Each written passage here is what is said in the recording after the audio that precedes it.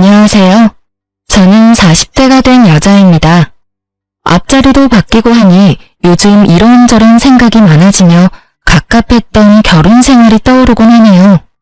다 잊었다 싶었는데 문득문득 떠오르는 그때의 기억은 어쩔 수가 없나 봐요. 이제는 정말 털어내고 싶어 사연을 쓰게 되었어요. 함께 해주시겠어요? 저는 평소 책을 읽는 것을 좋아해 독서 모임에 나가게 되었어요. 서로 감명 깊게 읽은 책을 교환하여 읽고 이런저런 이야기도 나눌 수 있는 모임이었죠. 남편 역시 그 모임에 나오는 남자 중 한 명이었고 늘 웃는 얼굴에 대화까지 잘 통하는 사람이라 호감이 가더라고요. 그렇게 마음이 깊어지고 남편 역시 저를 좋게 보고 있었는지 만나보지 않겠냐고 하더군요. 저의 승낙으로 저흰 연인 사이가 되었고 연애하는 내내 참 좋았습니다. 남편의 다정함, 배려심 깊은 모습 다 좋았지만 무엇보다 저의 의견에 귀 기울여주고 제 뜻을 존중해주는 남편의 모습이 가장 좋았어요. 저흰 그 흔한 감정 싸움 한 번도 하지 않고 결혼까지 하게 되었죠. 순탄한 결혼이었어요. 결혼 준비를 할 당시 남편과 전 간소하게 하고 싶었는데 둘 다 외동이라 내심 걱정이 되더라고요. 아무래도 양가 부모님께서 바라는 게 많진 않을까 하고요. 하지만 상견례 자리에서 양가 부모님께선 저희의 의견을 존중하신다며 다 생략해도 된다고 말씀해 주셨고 그때부턴 일사천리로 진행되었던 것 같아요. 좀 걸렸던 것이 있다면 시모의 말투였는데요. 좀 강압적이라고 해야 할까? 명령조가 입에 붙었다고 해야 할까? 하여튼 그런 말투가 마음에 걸리긴 했지만 그 강압이 저를 향하는 것도 아니고 그저 말투가 그런 것이기에 대수롭지 않게 생각하고 그냥 결혼하게 되었어요. 그렇게 행복한 신혼이 지나고 남편에게서 큰 문제점이 보이기 시작했어요. 결혼을 하기 전에 배려가 넘치고 제 의견을 적극 수용해주는 사람이라고 생각했는데 막상 결혼해서 살다 보니 그게 아니더군요. 남편은 제 의견을 적극 수용해주는 것이 아니라 그냥 의견 자체가 없는 사람이더라고요. 처음엔 그냥 그런 사람도 있고 이런 사람도 있다고 생각하며 잘 지내보려고 했어요. 큰 단점이 아니라고 생각했으니까요. 그런데요, 의견이 없는 사람과 산다는 것, 그건 생각보다 더 고된 일이었습니다. 여보, 그러면 우리 적금 만기된 거 어떻게 했으면 좋겠어? 투자했으면 좋겠어? 아니면 다시 적금으로 묶어뒀으면 좋겠어? 그게... 당신은 어떻게 했으면 좋겠어? 글쎄, 나도 고민스러워서 당신한테 물은 건데 일단 이건 좀 더 고민해보자. 그리고 이번에 어머님 생신 땐 어떻게 하면 좋을까? 어머님이 편한 대로 하라고 하긴 했는데 그래도 집에서 모시면 더 좋아하시겠지? 아닌가? 혹시 드시고 싶으신 게 따로 있는 건가? 당신 어머님한테 따로 뭐 들은 말 같은 거 없어? 뭔가 드시고 싶다든지 필요하다든지 그런 이야기 말이야. 엄마가 편한 대로 하라고 했으면 왜 시켜도 될 것 같긴 한데. 아닌가? 집에서 먹는 게 더 좋은가? 나도 따로 들은 이야기가 없어서 잘 모르겠네. 당신 편한 대로 해. 늘 이런 식이었어요. 제가 편한 대로 하는 것도 한두 번이죠. 기계랑 대화하는 것도 아니고 늘 같은 대답만 하니 정말 답답하더라고요. 시간이 지나니 같은 말만 답하던 남편은 저에게 자신의 사소한 것 하나까지 묻기 시작하더군요. 여보, 나 차 고장나서 수리 맡겼거든? 그런데 며칠 걸린다네? 아, 그래? 그런데 표정이 왜 그렇게 안 좋아? 혹시 사고 나서 고장난 거야? 어디 다쳤어? 아니, 그런 건 아닌데 나 출퇴근할 때 있잖아. 버스 타야 할까, 택시 타야 할까? 지하철도 있지? 뭐 타고 가는 게 좋을까? 뭐? 그것 때문에 표정이 그렇게 심각한 거야? 그게 고민스러워서 난 정말 이런 거 결정하는 거 너무 힘들어. 뭘 그렇게 고민해? 최단 경로 검색해서 나오는 대로 타고 가. 그러면 되지.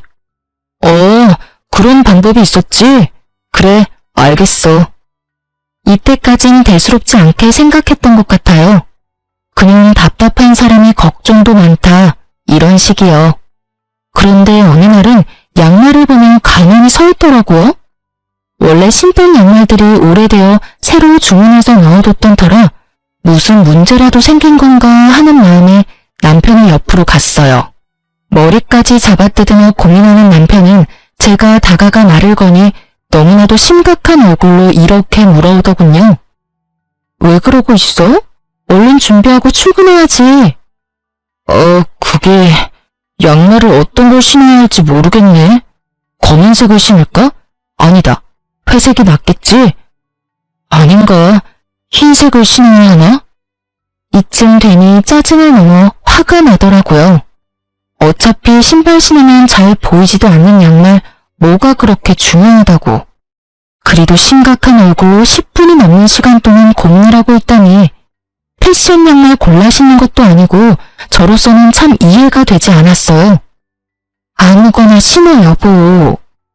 아무거나 신기엔 너무 고민스러워서 그래. 그러지 말고 여보가 좀 골라주면 안 돼? 여보가 무슨 유치원생도 아니고 이런 것까지 내가 골라줘야 해? 그냥 손 집히는 대로 신으면 되잖아. 양말통에 양말이 무슨 무지개 색깔로 있는 것도 아니고 내가 당신 편하라고 3가지 색깔만 넣어뒀잖아. 제발 그냥 딱 보이는 거 신어. 응? 그게 난 어려운 걸 어떻게 해.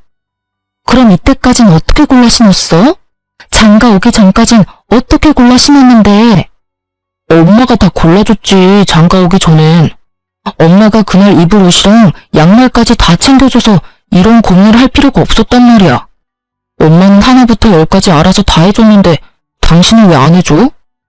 뭐? 지금 양말 안 골라주는 내가 이상하다는 거야? 이상하다는 것까진 아닌데 좀 도와줬으면 좋겠다 이 말이지. 엄마가 알아서 다 챙겨줄 땐 편했는데. 엄마한테 골라달라고 하면 되겠다. 왜 그 생각을 못했지? 이러면서 시모에게 영상통화를 거는데 정말 이건 아니다 싶더군요. 더 황당한 건 그런 상황을 시모는 자연스럽게 받아들이고 진지하게 양말을 골라주고 있다는 점이었어요. 아니, 검은색, 회색, 흰색에서 고를 게 뭐 있다고 고르나요? 그것도 그렇게 진지하게요. 거기에다가 한두 살 먹은 어린애도 아니고 득달같이 영통까지 걸어 물어보는 남편이나 그걸 또 자연스럽게 골라주고 있는 시모나 뭐 하는 짓인지 모르겠더라고요. 제가 황당함에 얼이 빠진 사이 전화를 끊은 남편은 뭐가 그리 신이 나는지 웃고 있었고 그런 남편의 모습이 더욱 이해되지 않았어요. 아니 여보, 지금이 몇 시인 줄은 알아? 7시 조금 넘었어. 당신 생각이 있어 없어? 꼭 이 아침부터 전화해서 그런 걸 물어야 해? 그럼 어떻게 해? 당신은 골라주지도 않고 짜증만 냈잖아. 나도 당신한테 묻는 거 짜증나고 스트레스 받는다고. 그래서 앞으로도 이렇게 어머님한테 전화해서 묻겠다는 말이야? 응.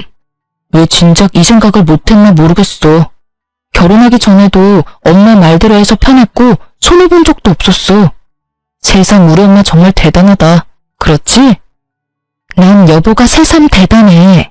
당신이 마마보이야? 어떻게 하나부터 10까지 어머님한테 다 묻고 살겠다는 거야?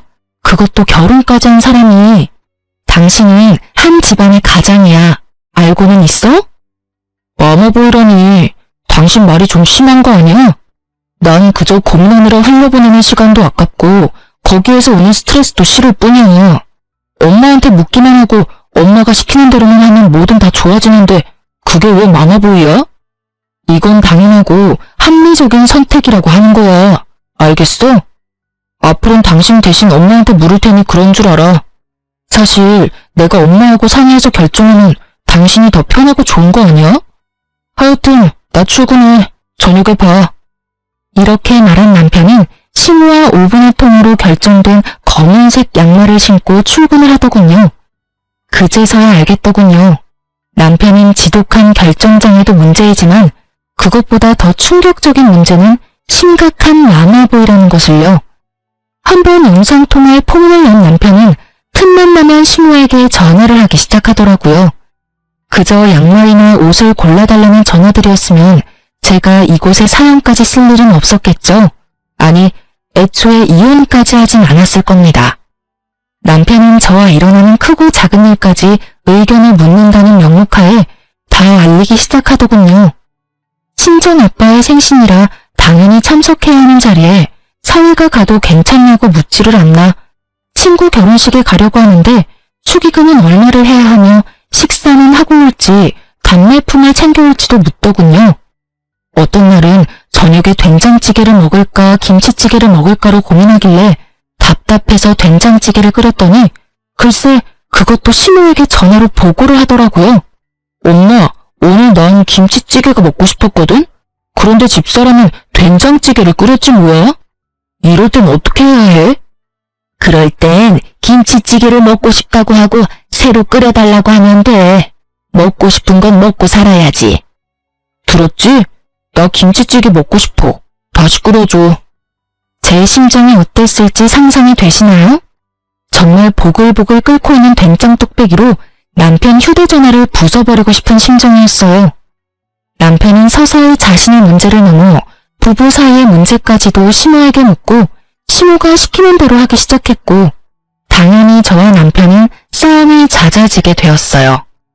일이 그렇게 되니 전 당연히 시모의 미움을 한몸에 받게 되었고 처음엔 남편을 통해 저에게 말을 전하던 시모는 어느 순간부턴 남편과의 전화를 끊어버리고 저에게 바로 전화를 걸어 훈수질을 하기 시작하더라고요.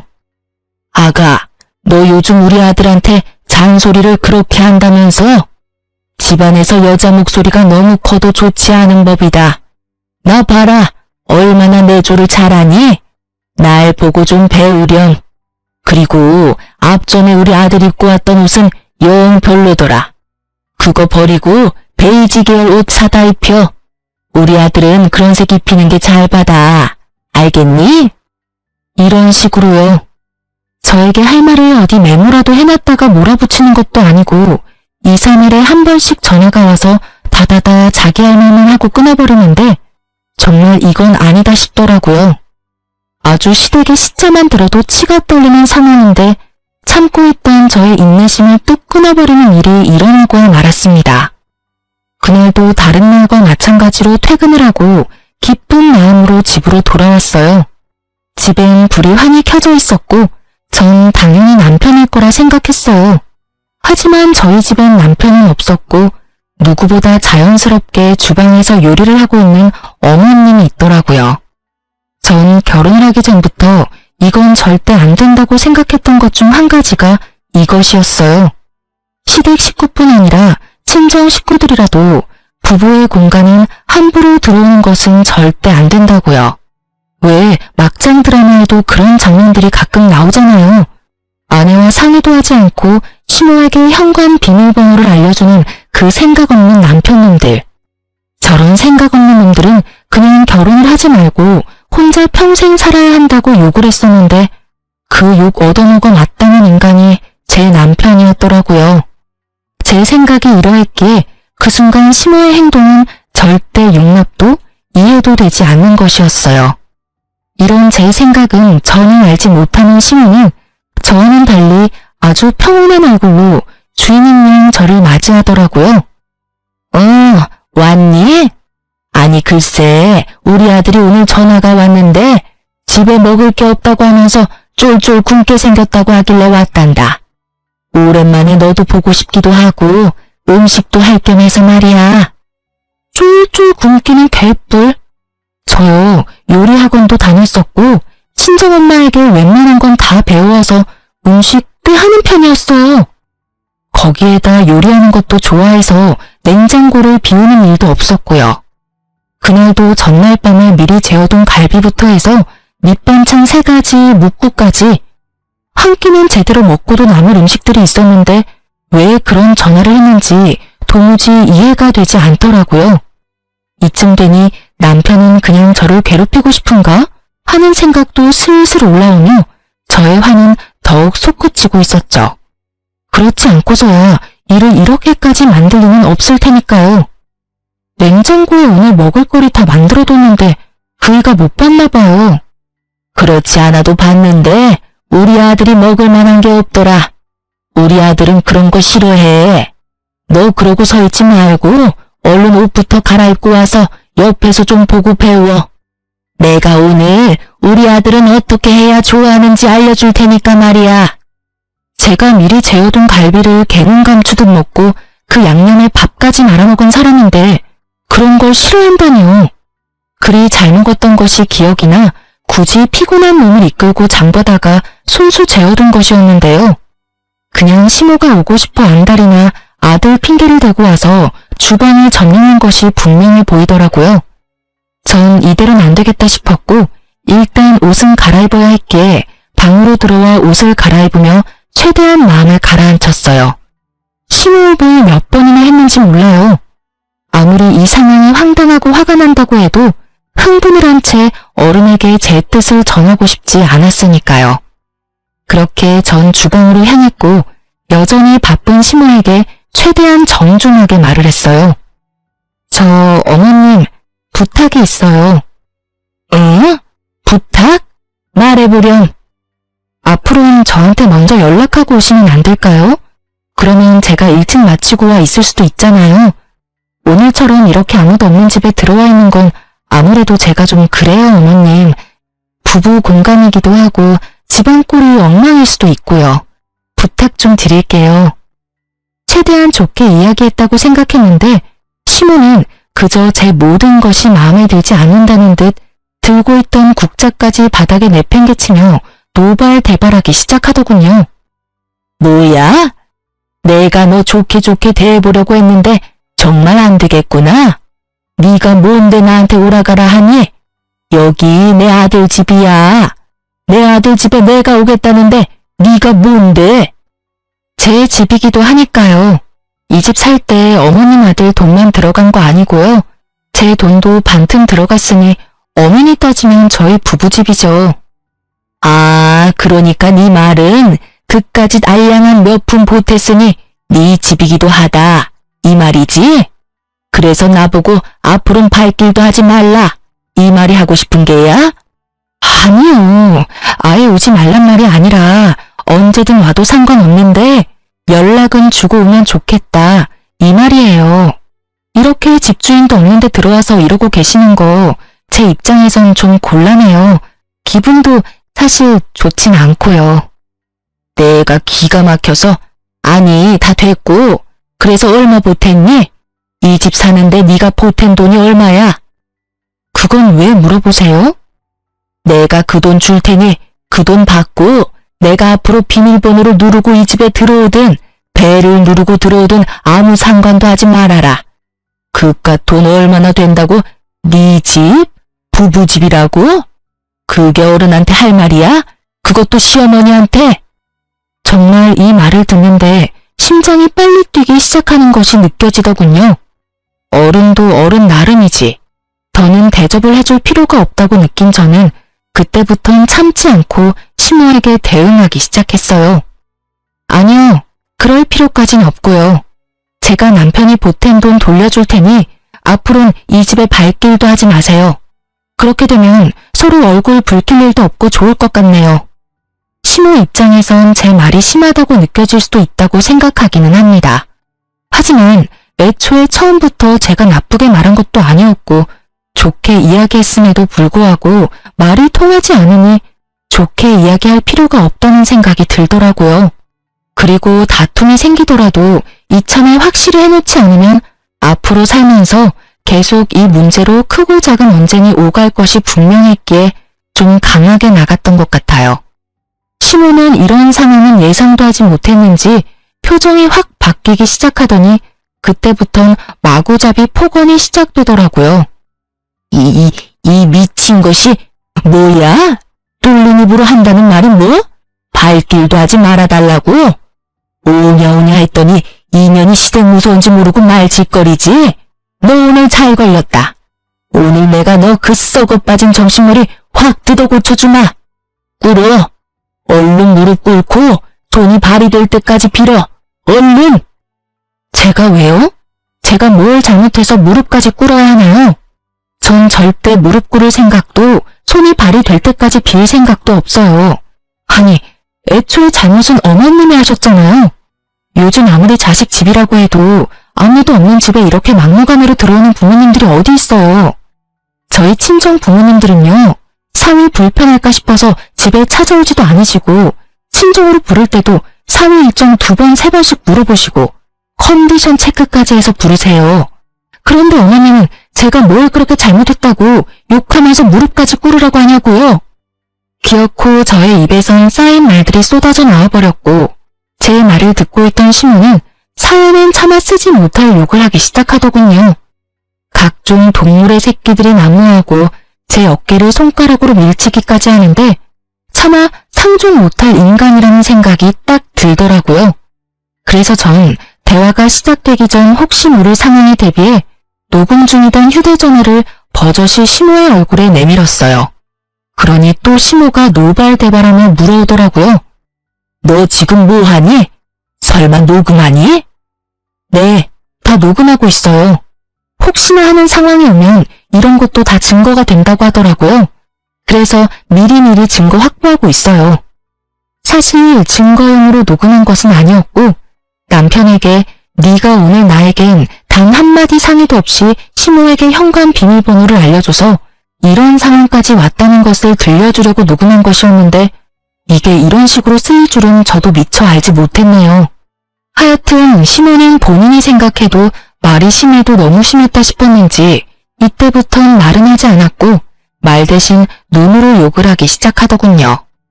그러면서 본인이 만든 음식과 식탁 위에 올려져 있던 한약을 챙기며 이렇게 말하더라고요. 내 아들 먹이려고 한 음식 네 입에 들어가는 꼴은 못 보겠으니 다 챙겨가서 내 아들 먹이마. 그리고 이 한약은 너 임신 잘 되라고 비싼 돈 주고 지어온 한약인데 네 말대로 혹시 모르는 상황이 올 수도 있으니 이것도 가지고 가마. 네, 그렇게 하세요. 그리고 다음부턴 연락은 꼭 하고 오시고 빈집에는 들어오지 마세요. 못된 년 같으니라고 오라고 부탁을 해도 앞으로는 올 일 없을 것이다. 오늘 네가 나한테 어떻게 했는지 잊지 말렴. 내 기필코 네가 땅을 치고 후회하게 만들어줄 테니. 마지막까지 대화를 욕으로 마무리한 시모는 현관으로 향했고 그 순간 퇴근하고 돌아오는 남편과 마주하게 되었죠. 머리끝까지 화가 난 시모는 남편을 지나쳐 나가버렸고 남편은 심상치 않은 분위기를 감지했는지 집으로 들어오려던 발걸음을 돌려 그대로 시모를 따라가 버리더라고요. 기가 얼마나 막히는지 그저 코웃음만 나더군요. 전 이때부터 심각하게 이혼을 고민하게 되었어요. 사랑? 물론 남편을 사랑하긴 했었죠. 그러니 결혼까지 하게 되었던 거고 그때껏 모진 수모도 참아왔던 거고요. 하지만 그 사랑이란 감정도 많은 실망들로 인해 식어버린 지 오래였고 무엇보다 저딴 인격의 시모를 진심으로 존경하며 잘 살 자신이 없었어요. 제 고민이 깊어지는 사이 일주일이 지났고 그렇게 가버린 남편은 연락도 없이 돌아오지 않고 있었어요. 하루 이틀이야 저 역시 머리가 복잡했기에 돌아오지 않는 남편을 보며 차라리 잘 됐다는 생각도 했었지만 그것이 3일이 되고 4일이 되더니 기어코 일주일 찍고 나니 아무리 그래도 이건 아니라는 생각이 들더라고요. 그래서 전 끝을 내더라도 얼굴을 보고 끝을 내야겠다는 생각에 시댁으로 찾아가게 되었어요.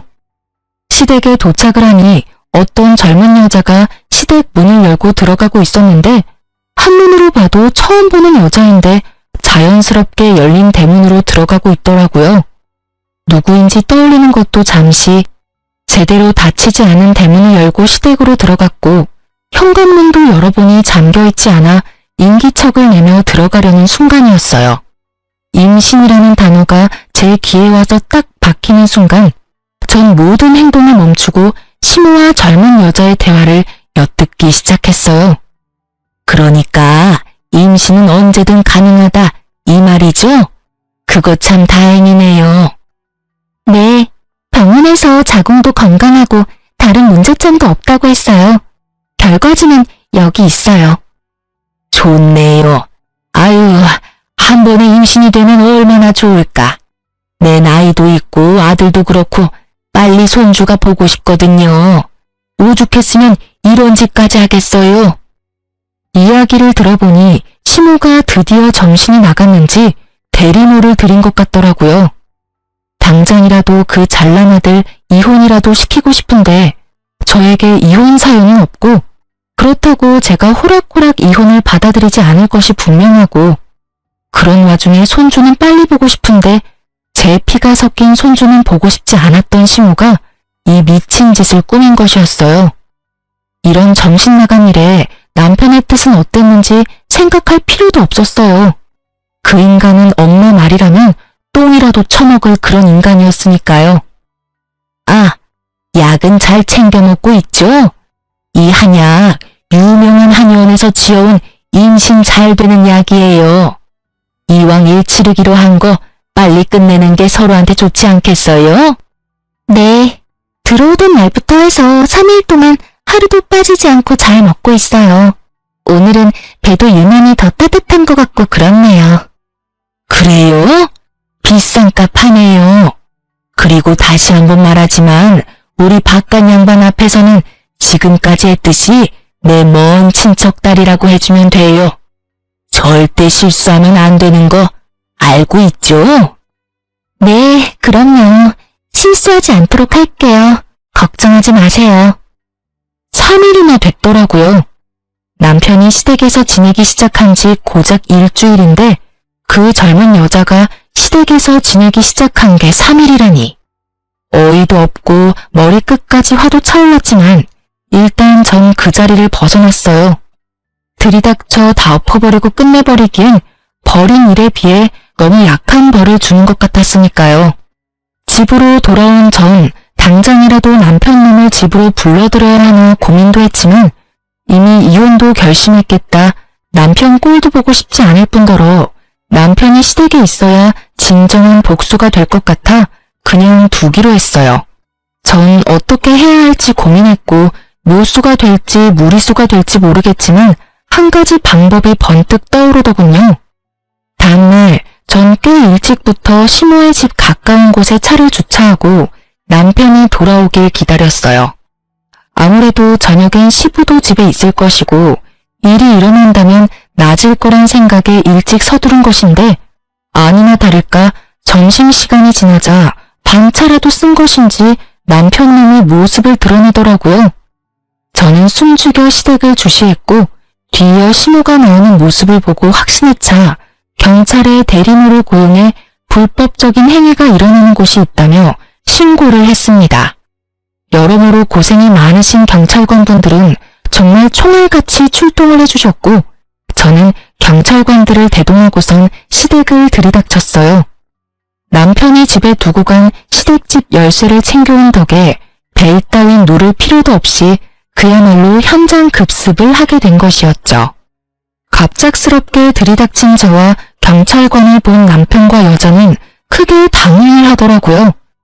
다행인지 불행인지 너무 빨리 들이닥치는 바람에 일을 치르기 전이었지만 그 정황들이 어떤 상황인지 모두 알려주고 있었죠. 여자는 당황스러운지 방으로 숨어 나오지 않았고 남편은 거실로 나와 아무 말도 못하고 저와 경찰분들의 눈치만 살피며 시모에게 연락을 하고 있더라고요. 뭐 당연한 일이라고 생각했네요. 저 생각이라고 없는 놈이 이 상황에서 무슨 말을 해낼 수 있겠어요? 시모는 근처에서 대기하고 있었는지 빨리도 돌아왔고 오면서 변명거리라도 생각했는지 신발을 벗기도 전에 말을 쏟아내고 있더라고요. 대리모라니 말도 안 돼요. 저 애는 우리 아들이랑 지금 만나고 있는 애라고요. 에? 유부남 아닌가요? 여기 이분이 부인이라고 하던데요. 유부남 맞아요. 맞긴 한데 곧 이혼할 예정이라 별거 중이었어요. 아무래도 며느리가 큰 오해를 하고 신고까지 한 모양인데 절대 그런 거 아니니 이만 돌아가 주세요. 이혼이라뇨? 전 이혼에 관해선 이야기 들은 적도 없는걸요. 다툰 건 남편이 아니라 어머님이랑 다퉜고 집 나간 남편이 일주일째 집에는 오지도 않고 시댁에 있었던 건 맞는데 이혼 이야기는 한 적도 없어요. 상반되는 주장에 경찰관은 이러지도 저러지도 못하는 상황이 되어버렸어요. 대리모 처벌을 받게 된다면 제일 좋은 상황이겠지만 찾아보니 불법적인 행위는 맞으나 그걸 증명하는 것이 몹시 어려울 뿐 아니라 현실적으로 힘들 수 있다는 걸 알고 있었기에 이쯤에서 경찰관들은 보내드리기로 했어요. 애초에 저의 계획은 이 모든 광경을 경찰분들이 함께 보고 들어 훗날 혹시 모르는 상황에 이와 같은 사유로 신고했다는 기록을 남기고 또 저의 증인이 되어주시면 좋겠다 하는 마음에서 신고를 한 것이었으니까요. 저의 계획대로 경찰관들은 언제든 도움이 필요하다는 연락을 달라며 연락처를 주고 가셨고 시모는 저에게 고래고래 소리를 지르기 시작하더군요. 이 미친년아, 이게 무슨 짓이야? 경찰에 신고를 해? 네가 제정신이야? 누가 누구한테 해야 할 말을 하고 있는지 어머님이야말로 제정신이세요? 도대체 무슨 생각이면 이딴 짓까지 할 수 있는지 그 정신세계가 다 궁금하네요. 비치지 않고서야 이딴 짓을 벌일 생각을 하세요? 이렇게 된 게 다 누구 탓인데? 다 너 때문이잖아. 이게 왜 제 탓이에요? 미쳐도 곱게 미쳐야지. 왜 엄한 사람 탓을 하세요? 네가 날 무시해서 이런 일이 일어난 거다. 내 아들을 데리고 사는 주제에 네가 감히 날 무시해? 집에 발길도 하지 마. 연락을 해? 네가 내 말만 잘 듣고 그따위로 굴지만 않았어도 내가 이렇게까지 하진 않았을 거다. 이 모든 게 다 날 무시한 너 때문에 일어난 결과다. 이 말이야. 알겠니? 정말 정신이 나간 사람처럼 눈을 뒤집고 억지를 부리던 시모는 방에 숨어 떨고 있던 여자를 끌고 와 자신의 옆에 세우더니 이렇게 말하더군요. 난 얘를 내 며느리로 맞을 예정이니 넌 그런 줄 알고 당장 내 아들이랑 이혼해. 당장! 이혼하라고 하면 누가 겁낼 줄 아세요? 그깟 이혼 그렇지 않아도 할 거라고요. 돈 두둑하게 준비해두는 게 좋을 거예요. 저 소송에 하는 한이 있더라도 위자료 청구는 꼭 할 거니까요. 위자료? 우리가 왜 위자료를 줘야 하니? 그런 돈 먹고 죽으라고 해도 없다. 내 말 못 들었니? 우리 아들 이 여자랑 결혼시키려면 돈 들어갈 데가 한두 군데가 아닌데 너한테 줄 돈이 있겠니? 헛꿈 꾸지 말고 그냥 조용히 이혼이나 해. 알겠어? 아줌마, 법이 뭐 아줌마 뜻대로 마음대로 다 될 줄 아세요? 헛꿈은 아줌마가 꾸고 계시네. 꿈 깨세요. 재혼은 무슨, 이혼이나 제대로 하고 아들 재혼시킬 생각을 해야지. 시모의 말이 저도 어이가 없었는데 그 여자도 어이가 없긴 없었는지 두려움에 떨던 모습은 온데간데 없이 사라지고 크게 화를 내며 말하기 시작하더라고요. 잠시만요. 아줌마, 지금 무슨 소리 하시는 거예요? 결혼이라니. 제가 언제 결혼한다고 했어요? 전 그저 일을 하러 온 것뿐이라고요. 여자의 반박은 예상하지 못했는지 시모가 크게 당황하며 여자를 설득하기 시작하더라고요. 시모의 설득에도 여자의 마음을 돌리기엔 부족해 보였지만요. 그게 아가씨 잘 생각해봐요.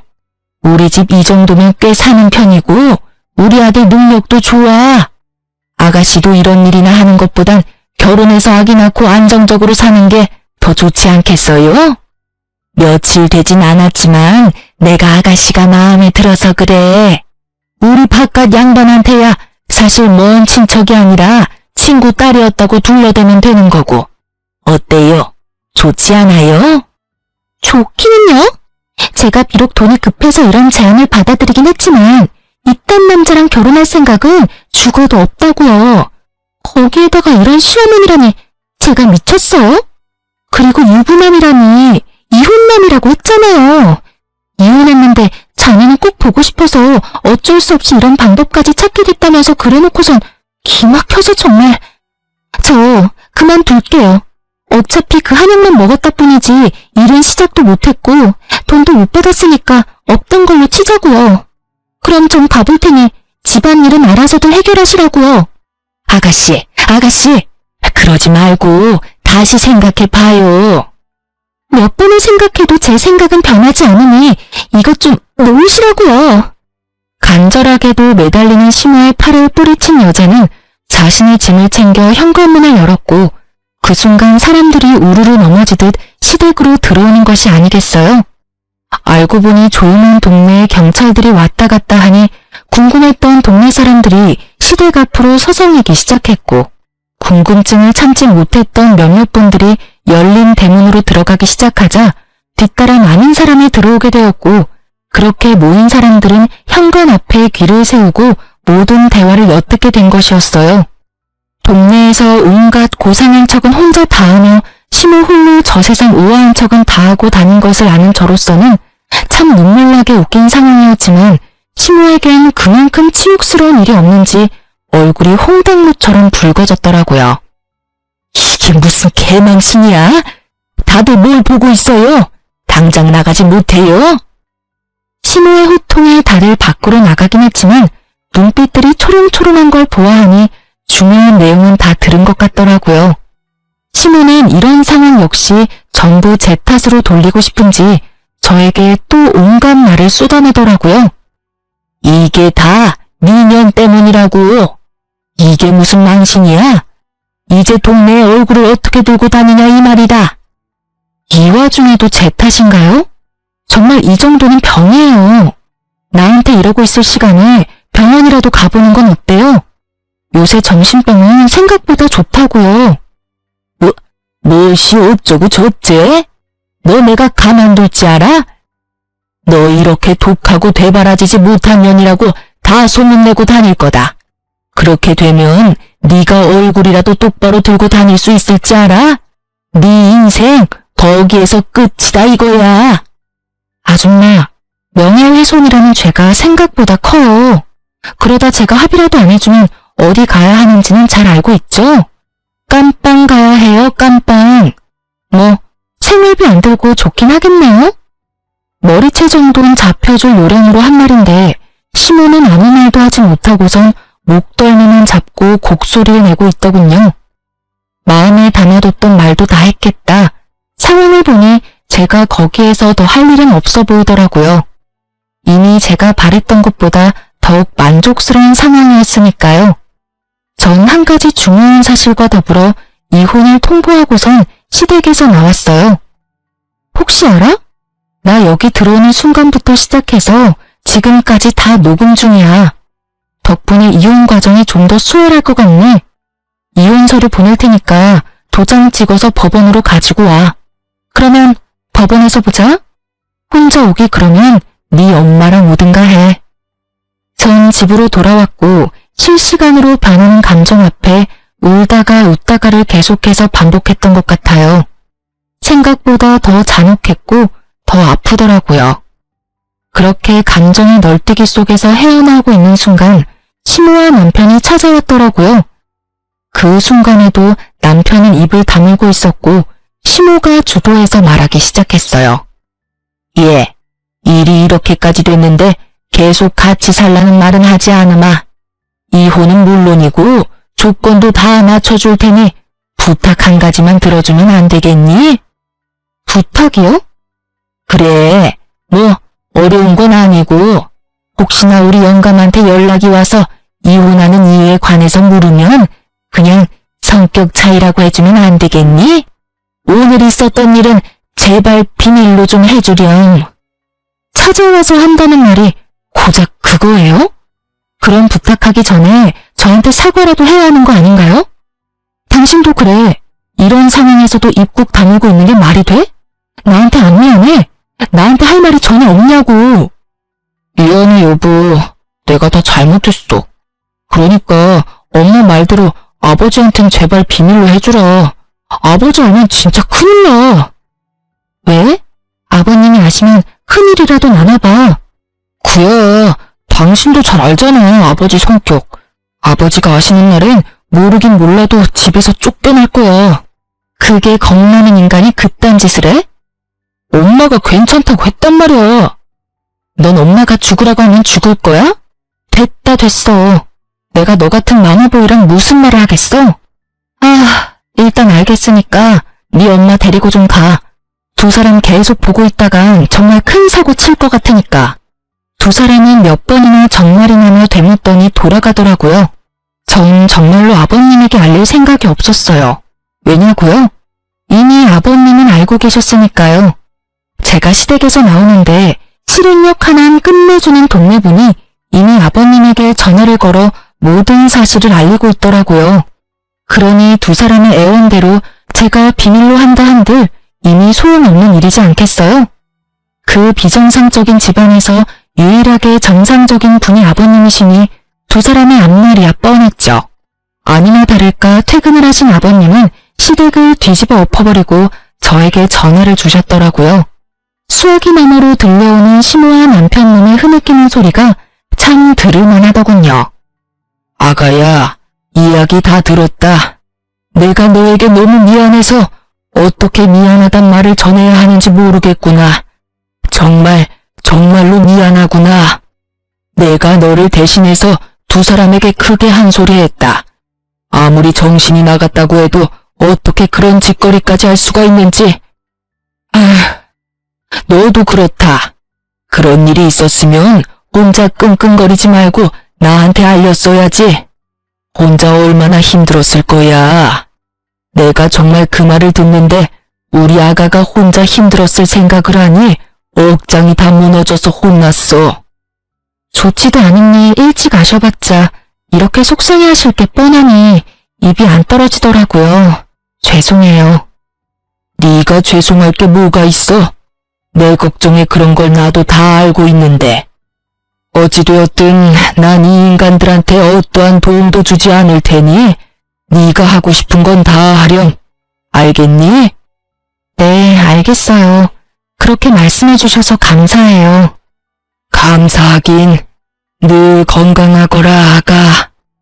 네, 아버님도 건강하세요. 이 통화를 마지막으로 아버님과 더는 연락을 주고받는 일은 없었어요. 전 변호사를 선임했고 제가 가지고 있던 모든 증거를 넘겨드렸죠. 이혼 소송과 함께 시모를 상대로 한 위자료 청구 소송도 진행하게 되었고 전 승소하게 되었어요. 결정적으로 승소를 하게 된 건 당시 현장에 출동했던 경찰관 두 분의 증언과 출동 기록 때문이었는데요.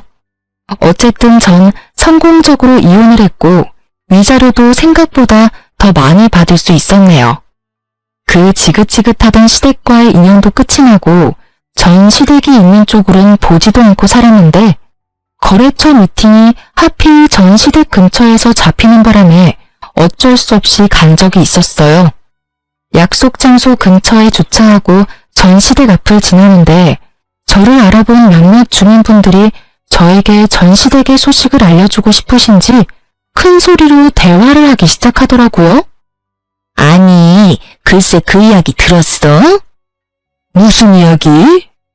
저 집에 경찰 왔다 가고 난 뒤에 아주 집안이 풍비박산이 났잖아, 왜? 아, 그래? 그 집 아들 이혼하고 집에서도 쫓겨났다지 아마? 그딴 짓을 했는데 집에서만 쫓겨났겠어? 회사도 잘렸다던데.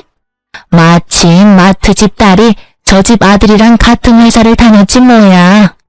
바람이라고 하든 사랑이라고 하든 엄연한 범죄인데 회사에도 소문이 쫙 돌아서 결국 잘렸다고 하더라니까. 그거 참 꿀 좋다고 생각하며 걸음을 서두르려는데 아직 남은 이야기가 있는지 저를 따라오며 대화를 하시더라고요. 그런데 아들은 그렇다 치고 그 옆에 애는 왜 안 보여? 에? 몰랐어?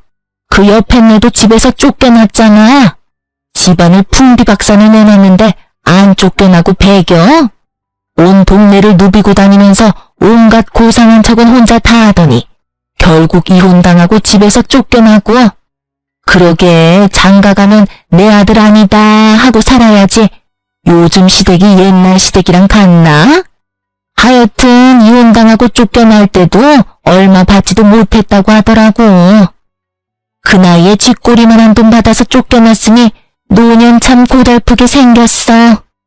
어머, 그래서 요즘 안 보였나 보네.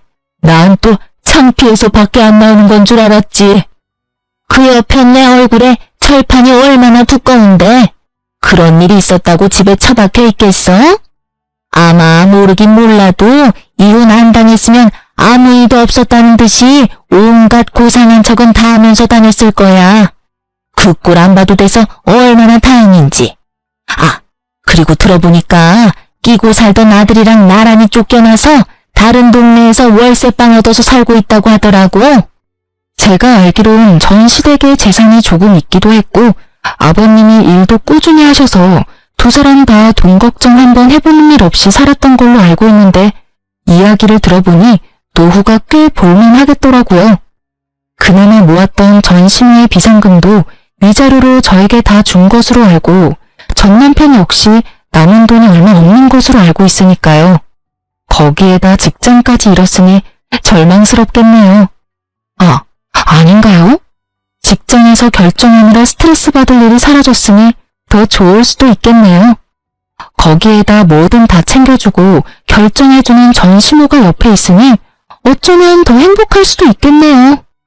통쾌한 소식을 전해주신 동네분은 하고 싶었던 말을 다 하셨는지 더는 저를 뒷따르지 않으시더라고요.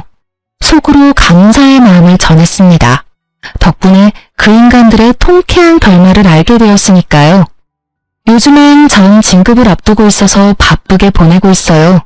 그 끔찍한 마마보이와 이혼을 한 지도 벌써 5년이란 세월이 흘러갔네요.